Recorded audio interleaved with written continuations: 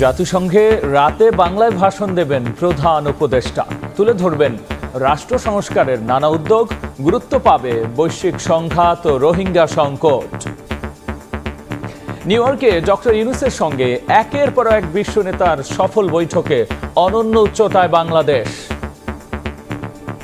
President বাইডেনের সাথে তার যে মিটিংটা হয়েছে এটা কিন্তু আনইউজুয়াল। প্রফেসর ইউনূসের ব্যক্তিগত রেপুটেশনের কারণেই তিনি সেটা দিয়েছেন। সারা বিশ্বের কাছে একটা মেসেজ গেল যে তারা বাংলাদেশের পাশে আছে।